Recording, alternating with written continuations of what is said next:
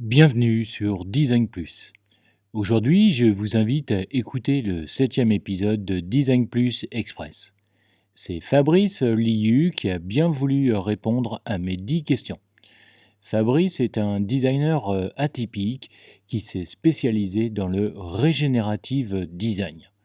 Comme il l'écrit, sa mission de vie actuelle est de participer à la régénération des humains, des collectifs et des territoires. Mais pour en savoir plus sur Fabrice, je vous propose d'écouter ce nouvel épisode de Design Plus Express. Bonne écoute.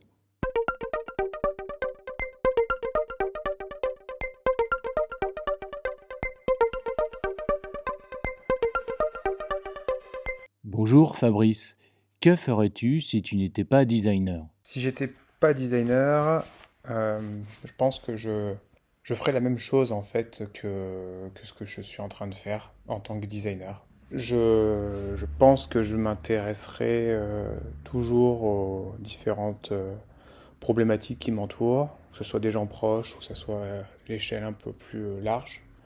Parce que j'ai toujours aimé comprendre comment les choses fonctionnaient, donc je continuerai à apprendre et à essayer de comprendre comment les choses fonctionnent.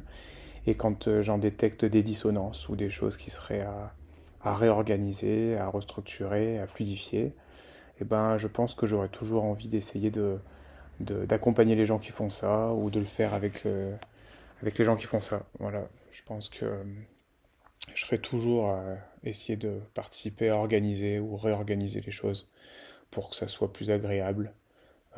Tout simplement parce que j'ai du mal à accepter quand les choses sont pas fluides ou pas logiques dans leur mise en place. Aujourd'hui, quel outil de conception utilises-tu? J'ai longtemps utilisé des outils de conception comme Sketch ou comme Figma. Ça fait très longtemps que j'ai quitté Photoshop et et les suites Adobe. Ça va peut-être vous surprendre, mais depuis que je suis plus sur la réflexion de fond des problématiques que j'essaie de traiter avec les démarches design, j'utilise beaucoup plus des outils de conception de l'ordre des outils d'aide à la pensée, d'aide à l'écriture. Et donc, par exemple, j'utilise beaucoup Notion, qui permet de structurer vraiment des modèles de projets, des modèles de méthodes et des modèles d'outils que je vais mettre à disposition des gens avec lesquels je travaille. Donc, du coup, on est vraiment plus sur la logique de processus. Et j'utilise aussi beaucoup des outils comme Workflowy, Rome Research ou Obsidian, qui sont des outils de prise de notes non linéaires et donc du coup qui permettent de structurer des logiques en fait de pensée. Et donc c'est de la prise de notes qui va se faire en workshop et qui permet du coup de garder en fait l'essence du fil de pensée du groupe et de le réutiliser derrière pour de la conception, si jamais on fait de la conception numérique ou de la conception du projet en lui-même. Quel est le dernier livre que tu as lu ou le dernier film que tu as vu? Le dernier livre que j'ai lu, c'est Furtif de Damasio. Très très beau livre, très belle écriture, magnifique. Peux-tu citer 2 designers qui t'inspirent?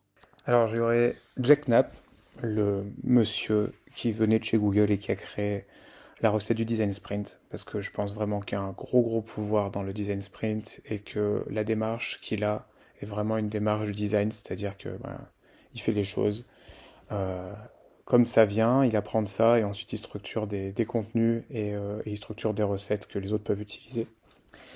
Et le deuxième, ce serait Daniel Christian Wall, qui est l'auteur d'un livre sur le design régénératif. Donc, ça s'appelle Designing Regenerative Cultures.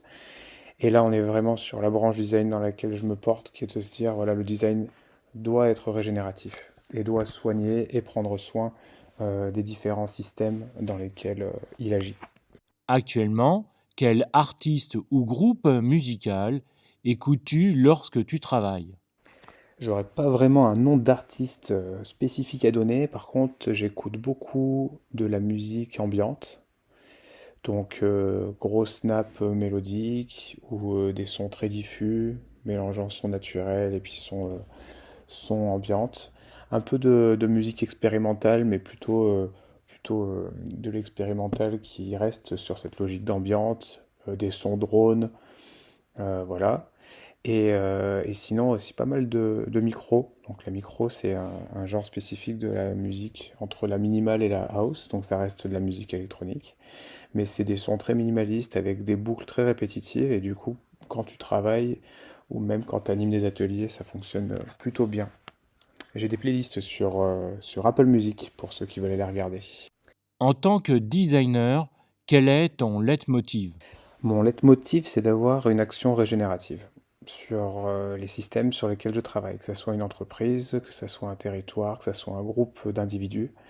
Voilà, l'idée c'est de rentrer, de détecter là où il y a des choses qui coincent, où c'est pas fluide et où ça peut mener à une rupture, et de voir comment est-ce qu'on peut faire basculer ces choses qui sont dégénératives en choses qui sont régénératives avant qu'il soit trop tard, dans l'intérêt des humains, dans l'intérêt plus largement du monde dans lequel on est, euh, à différentes échelles.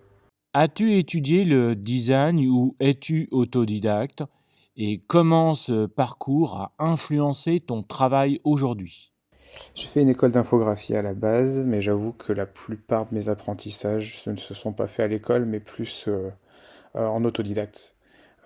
Comment est-ce que ça influence mon parcours? Ben, en fait, j'ai compris, je pense, que l'apprentissage n'est pas limité à des formations, des certificats, des écoles, mais se fait en fait au quotidien, se fait avec les gens avec lesquels on travaille, avec lesquels on échange, avec lesquels on évolue, et que donc en fait on apprend tous les jours, on apprend tout le temps, et on n'a pas forcément besoin d'avoir un contexte ou un cadre pour apprendre et se développer. Aujourd'hui, tu as la possibilité de dire ou d'écrire une seule phrase au débutant ou à la débutante que tu étais. Quelle serait-elle? Là où tu vois des problèmes, en fait, c'est une opportunité pour se poser des questions, apprendre, rebondir et réorienter les choses. Et voilà, ça peut te servir pour toute ta vie et ça peut te servir aussi pour ton toi qui est designer. Quelle est ta plus belle et meilleure expérience liée au design?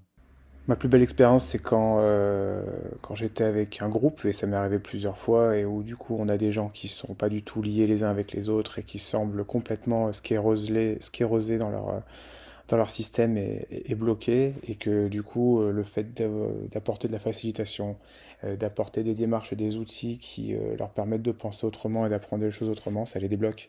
Et que là dans leurs yeux tu vois ce côté ah, il y a des nouvelles choses qui sont possibles. C'est merveilleux. Voilà. Et c'est ça qui pour moi est important, c'est aider à débloquer les gens et ouvrir des portes. Selon toi, quel est le plus gros problème dans l'industrie du design en ce moment et comment peut-il être résolu? Ma perception de l'industrie du design, c'est justement que ça reste une industrie. Et que donc, en fait, on suit les schémas de l'industrie, qui est que le design se retrouve après les réflexions stratégiques et après les réflexions de l'ordre du développement économique quand on parle pour une entreprise, ou du positionnement politique quand on parle pour un travail avec les territoires ou avec les institutions. Alors que pour moi, le design est vraiment une démarche qui est une démarche coopérative, qui va être là pour comprendre les problèmes, poser les bonnes questions, et donc le design doit arriver bien en amont. Et le design n'est pas porté par une personne, on voit encore le designer, alors qu'on est vraiment dans une ère où on a une démarche de design qui va être facilitée potentiellement par quelqu'un qui a une posture de designer, mais qui va amener tout le monde, les différents parties prenantes, que ce soit les gens qui soient à la décision, à la stratégie, à la politique ou à l'économie, à se poser ensemble pour se structurer la pensée commune et structurer les bonnes questions à se poser. Et ensuite, on va rentrer vraiment dans la démarche d'industrialisation de solutions et de création de produits ou de services qui vont répondre à ces problématiques-là. Le design doit vraiment prendre une place qui est une place holistique, qui est globale, qui est systémique, et donc doit rentrer en fait dans les habitudes de ceux qui sont encore actuellement les décideurs ou les personnes à la stratégie. Et le designer lui-même doit sortir de sa posture d'exécutant et de finalisation de projet ou de produit et doit remonter pour moi vraiment un peu plus sur la partie stratégique et réflexion en amont. Merci beaucoup Fabrice pour tes réponses. À bientôt.